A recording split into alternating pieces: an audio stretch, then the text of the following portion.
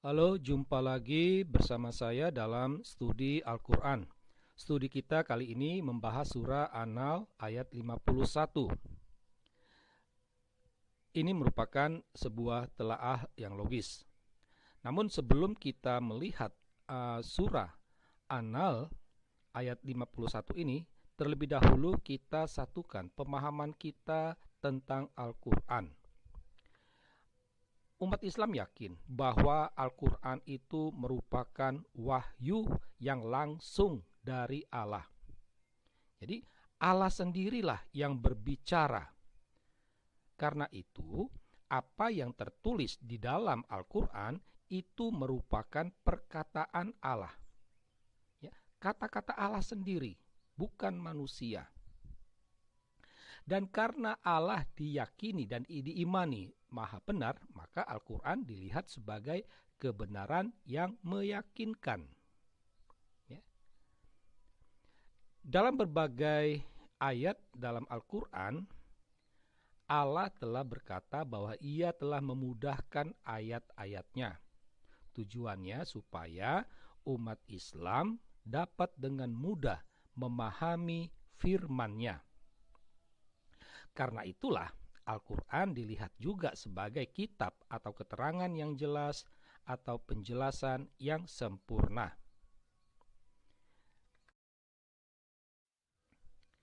Nah, sekarang kita lihat surah An-Nahl ayat 51.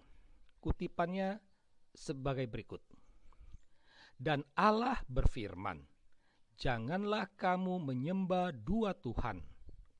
Hanyalah Dia Tuhan yang Maha Esa. Maka hendaklah kepadaku saja kamu takut.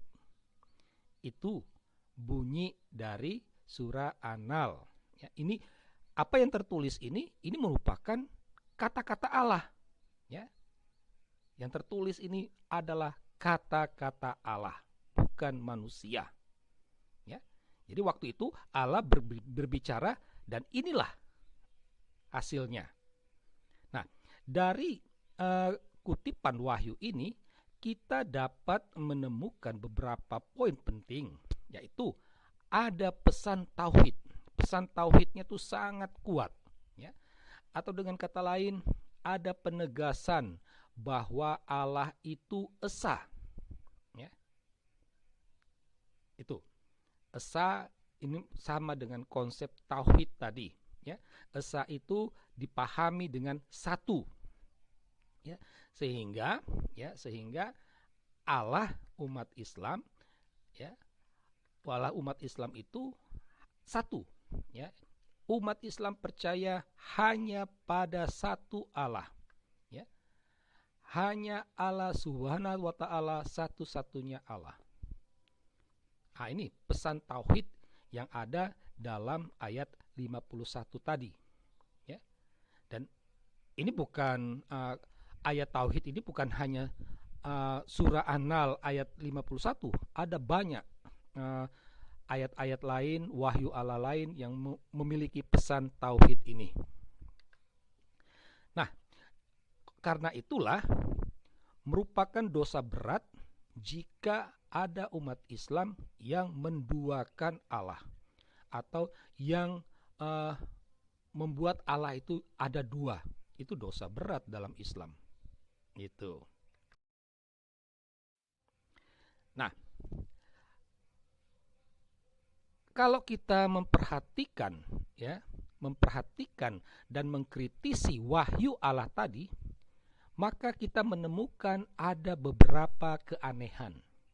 Keanehan pertama adalah adanya pendobelan Allah. Adanya pendobelan Allah. Kita ingat bahwa Al-Quran itu adalah wahyu Allah. Allah sendiri yang berbicara. Ya. Apa yang dibicarakan oleh Allah, apa yang dikatakan oleh Allah, itulah yang ditulis, yang kemudian ada dalam Al-Quran. Ya. Itu. Allah sendiri yang berbicara.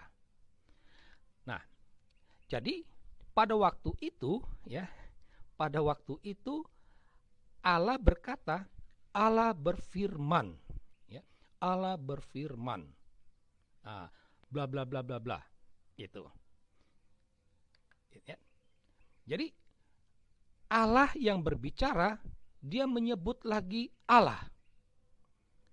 Ya, Allah yang berbicara, dia menyebut lagi Allah.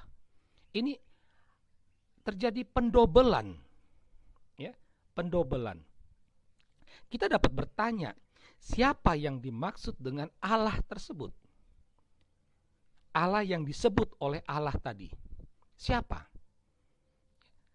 Apakah Allah yang berbicara atau Allah yang lain? Kalau seandainya itu Allah yang berbicara, rasanya agak aneh. Ya. Kalau betul itu Allah yang berbicara, seharusnya Allah langsung saja mengatakan, janganlah kamu menyembah dua Tuhan dan seterusnya. Atau aku berkata, janganlah kamu menyembah dua Tuhan dan seterusnya. Seharusnya begitu. Kalau Allah yang disebut tadi itu adalah Allah yang berbicara. Tetapi kan tidak.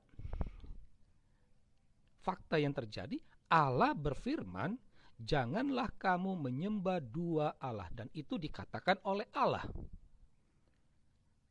Ini mau menegaskan bahwa Allah yang disebut itu adalah Allah yang lain.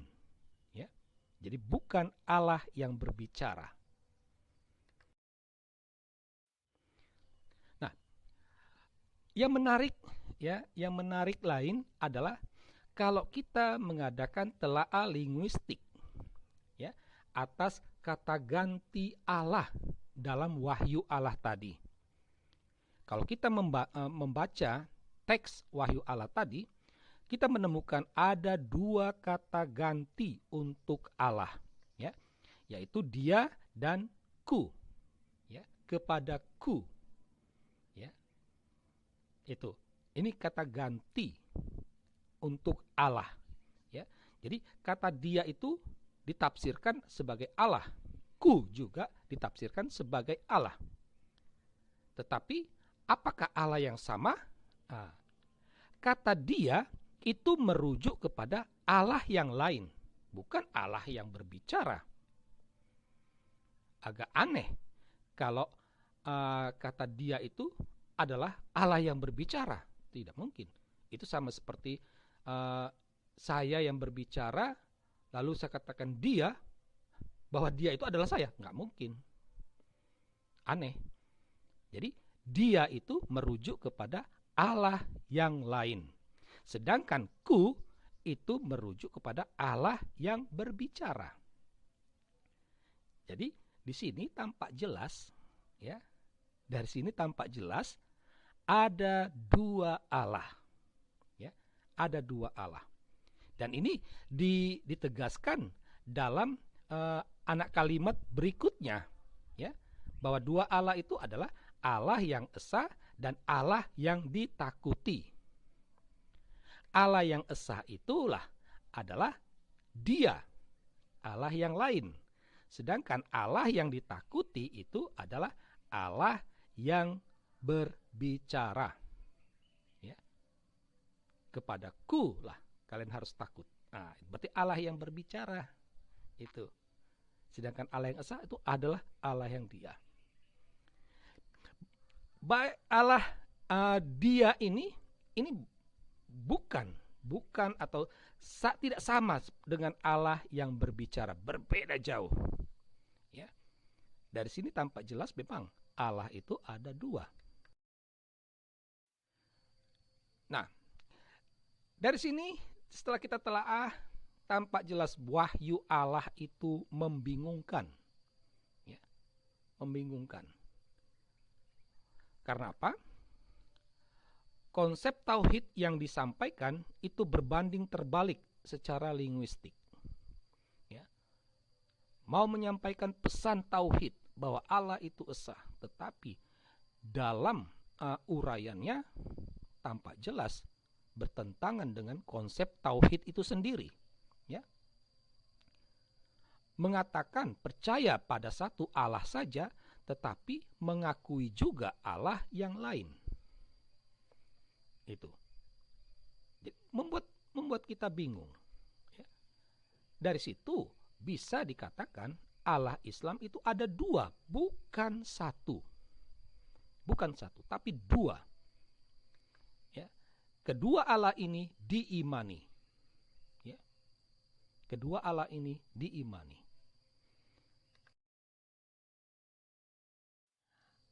Nah, setelah sampai melihat uraian di atas tadi, kita sampai pada kesimpulan, ya. Jika Al-Quran itu dilihat sebagai wahyu Allah, maka harus dikatakan Allah ada dua. Ini konsekuensi logis. Kalau kita percaya Al-Quran itu merupakan wahyu Allah, kata-kata Allah sendiri, maka harus dikatakan Allah ada dua. Jika tetap bersiteguh pada konsep tauhid, atau jika yakin Allah hanya ada satu, maka harus dikatakan Al-Quran bukanlah wahyu Allah. Itu. Jadi kalau tetap percaya Allah hanya ada satu, maka Al-Quran itu bukan wahyu Allah. Jika Al-Quran bukan wahyu Allah, pertanyaannya itu, Al-Quran itu siapa yang cipta? Siapa yang karang? Ya. Tidak bisa tidak. Sebagaimana yang telah dikatakan oleh orang-orang kafir pada masa Muhammad, Al-Quran itu adalah rekayasa Muhammad. Jadi, Al-Quran itu bukan wahyu Allah, tetapi rekayasa Muhammad.